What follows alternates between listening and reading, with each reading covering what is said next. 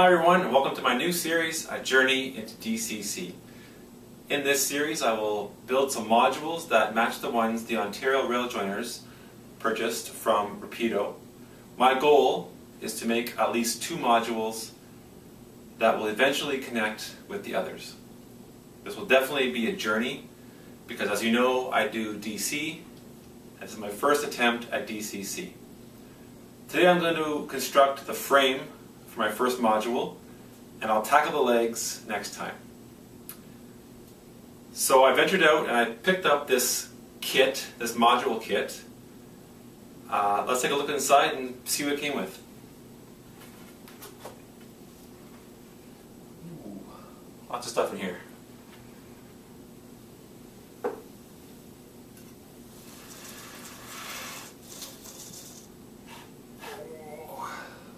First thing is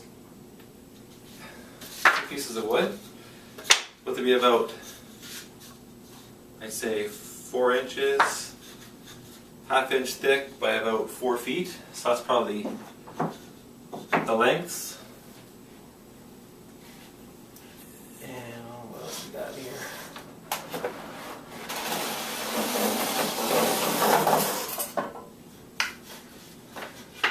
Pieces. So we have 3 short pieces, 2 other short pieces, but these are a bit longer. Let's see if, yeah, so these are 2 feet long, so this is the ends of the module. Great. And these, I'm not sure what these are for. Probably important. What else is in here? Instructions, that's good.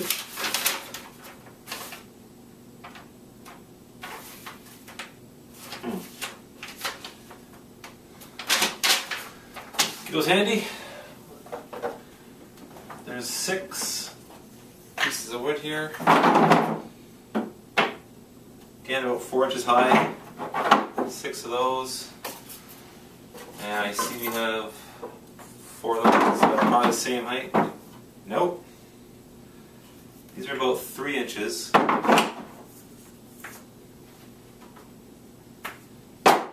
important. A lot of stuff in here. Foam.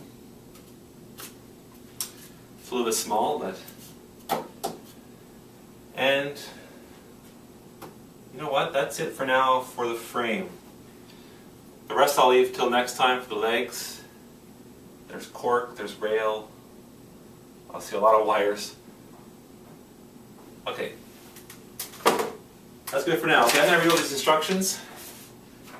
Try to figure this out. These pieces are for. And I'll get started. First, I put the frame together to get a sense of what it would look like. The lengths are 4 feet long, and the ends are 2 feet plus 1 inch to take into account for the ½ inch plywood. I will drill the plywood into the 3 inch 2x2s in each corner.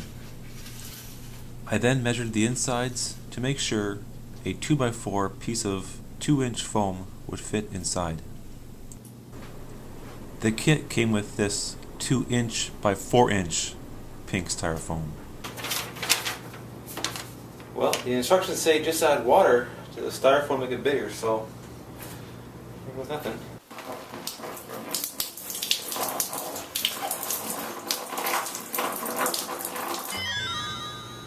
Much better.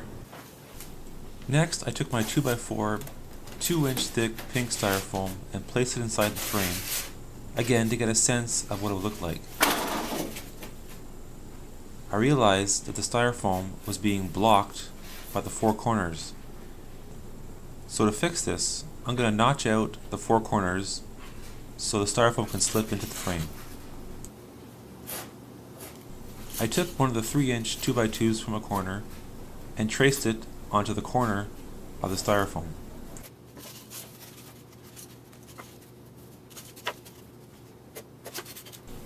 I then took my trusty rusty blade and carefully cut out the corner, making sure not to go too deep because you only need 1 inch off this 2-inch foam.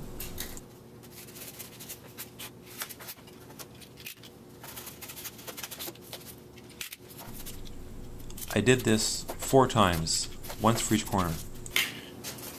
Now each corner will have 1 inch of styrofoam and 3 inches of wood for support. My older boy, Daniel, helped me with this part. For each corner, we made sure both pieces of plywood were flush against the support, pre-drilled 2 holes, and then screwed 2 screws into each side of the corner. So in the end, each corner would have 4 screws.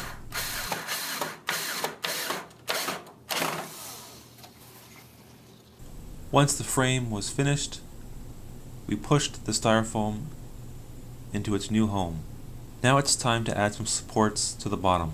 The kit came with 23-inch long supports. These are not long enough. So I went into the workshop, took my 4-foot long strips of plywood and cut 2-foot supports. I first measured 2 feet, drew a line with my square, then the old-fashioned way, took my handsaw and cut the wood.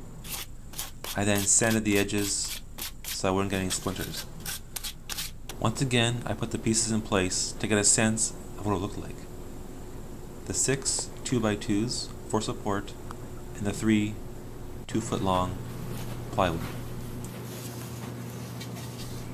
I then took 4 screws and screwed the 2-foot plywood to the 2x2 supports.